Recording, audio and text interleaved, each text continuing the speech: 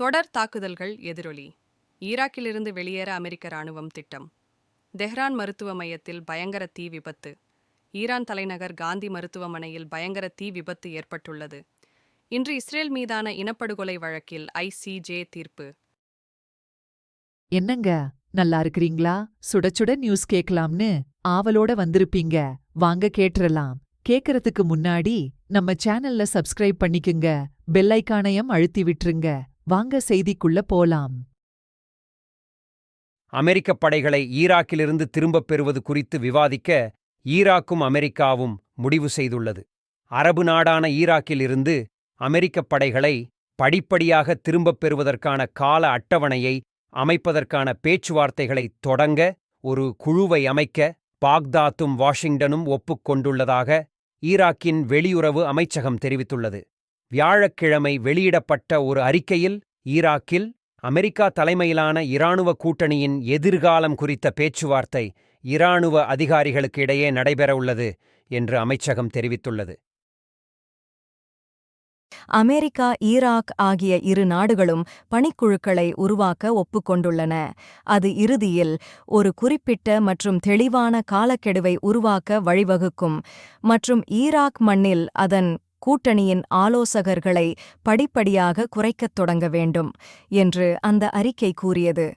IS முன்வைக்கும் அச்சுறுத்தல் மற்றும் அதன் ஆபத்து மற்றும் ஈராக்கிய பாதுகாப்புப் படைகளின் திறன்களை வலுப்படுத்துதல் ஆகியவற்றை மதிப்பீடு செய்வதன் அடிப்படையில் இந்த காலக்கெடு இருக்கும் என்று அமைச்சகம் குறிப்பிட்டது. ஒரு அறிக்கையில் அமெரிக்க பாதுகாப்பு செயலர் லாய்ட் ஆஸ்டின் ஆகஸ்டில் இரு நாடுகளுக்கும் இடையே நடைபெற்ற கூட்டு பாதுகாப்பு ஒத்துழைப்பு பேச்சுவார்த்தையின் முடிவுகளின் அடிப்படையில் கூட்டணியின் மாற்றம் குறித்து விவாதிக்க வரவிருக்கும் நாட்களில் சந்திப்புகள் தொடரும் என்பதை உறுதிப்படுத்தினார். டாவோஸில் நடந்த உலகப் பொருளாதார மன்றத்தில் பிரதமர் முகமது ஷியா அல் சூடானி ஈராக்கில் ISஐ ஒழிப்பதற்காக உருவாக்கப்பட்ட சர்வதேச ஆலோசகர்களின் பணியின் முடிவு குறித்து ஒரு புரிதல் மற்றும் கால அட்டவணையை எட்டுவதற்கு உடனடியாக ஒரு உரையாடலை தொடங்க வேண்டியது அவசியம் என்று கூறிய சில நாட்களுக்குப் பிறகு இந்த அறிக்கை வந்துள்ளது. ஈராக்கில் அமெரிக்கா தலைமையிலான கூட்டணியின் முடிவு ஈராக்கின் பாதுகாப்பு மற்றும் ஸ்திரத்தன்மைக்கு ஒரு தேவை என்று மூத்த ஈராக்கிய அதிகாரிகள் கூறியுள்ளனர்.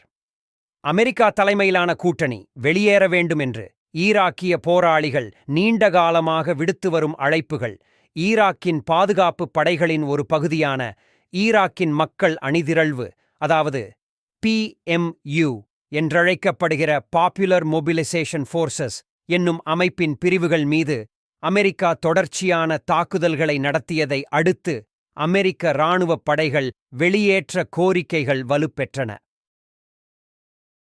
ஈராக் அரசும் அமெரிக்க தாக்குதல்களை கண்டித்துள்ளது. பாக்தாத்தின் முக்கிய பகுதியில் ஒரு மூத்த PMU தளபதிக்கு எதிரான சமீபத்திய தாக்குதலையும் கண்டித்துள்ளது. ஈராக்கில் உள்ள அமெரிக்காவிற்கு எதிரான ஆயுதமேந்திய குழுக்களின் குடைக்குழுவான ஈராக்கின் இஸ்லாமிய எதிர்ப்பு அமைப்பு காசாவின் போராளிகளின் எதிர்ப்பிற்கு ஆதரவாக அமெரிக்க தளங்களின் மீது டஜன் கணக்கான தாக்குதல்களை நடத்தியுள்ளது. முற்றுகையிடப்பட்டுள்ள காசா பகுதி மீதான இஸ்ரேலின் போரை முடிவுக்கு கொண்டு வருவது மட்டுமே மத்திய கிழக்கு முழுவதும் விரிவடையும் போரின் அபாயத்தை நிறுத்தும் என்று பாக்தாத்திலுள்ள மூத்த அதிகாரிகள் கூறுகின்றனர். பாலஸ்தீனர்களை இஸ்ரேல் கொன்று குவிப்பதும் இடப்பெயர்வு செய்வதும் இனப்படுகொலைக்கு ஒரு மிகச்சிறந்த உதாரணம் என்று ஈராக் கூறுகிறது.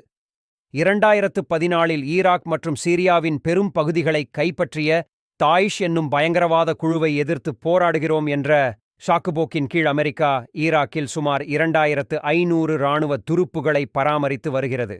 2017 நவம்பரில் ஈரானின் இஸ்லாமிய புரட்சி காவலர் படையின் IRGC குட்ஸ் படையின் தளபதி லெப்டினன்ட் ஜெனரல் காசிம் சுலைமானி முஸ்லிம் நிலங்களில் பயங்கரவாத குழுவின் ஆதிக்கத்தை முடிவுக்கு கொண்டு வருவதாக அறிவித்தபோது IS தோற்கடிக்கப்பட்டது.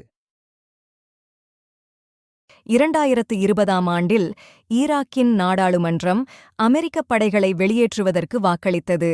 சில நாட்களுக்கு முன்பு பாக்தாத் விமான நிலையத்திற்கு வெளியே அப்போதைய அமெரிக்க ஜனாதிபதி டொனால்ட் ட்ரம்ப் உத்தரவிட்ட ட்ரோன் தாக்குதலில் ஜெனரல் சுலைமானி மற்றும் PMU துணை தளபதி அபு மஹ்தி அல் முஹந்திஸ் ஆகியோர் படுகொலை செய்யப்பட்டனர்.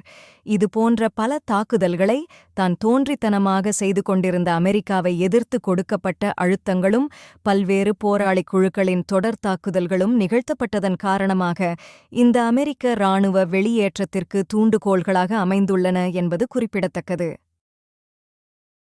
காசாவில் இஸ்ரேல் இனப்படுகொலை செய்ததாக கூறப்படுவது தொடர்பாக அதற்கு எதிராக இடைக்கால நடவடிக்கைகள் எடுக்க வேண்டும் என்ற தென்னாப்பிரிக்காவின் கோரிக்கை மீது சர்வதேச நீதிமன்றம் ICJ தீர்ப்பளிக்கும். பாலஸ்தீன பகுதிக்கு எதிரான தாக்குதலை நிறுத்துமாறு ஐநாவின் உயர்மட்ட நீதிமன்றம் இஸ்ரேலுக்கு உத்தரவிட முடியும். கான் யூனிஸ் மீதான இஸ்ரேலின் தாக்குதல் நகரம் முழுவதும் கொடிய குண்டுவீச்சுடன் தொடர்கிறது. 100,000கணக்கானவர்கள் வெளியேற உத்தரவிடப்பட்டுள்ளனர். ஆனால் குடியிருப்பாளர்கள் வன்முறைக்கு மத்தியில் தப்பி ஓட முடியாது என்று கூறுகின்றனர்.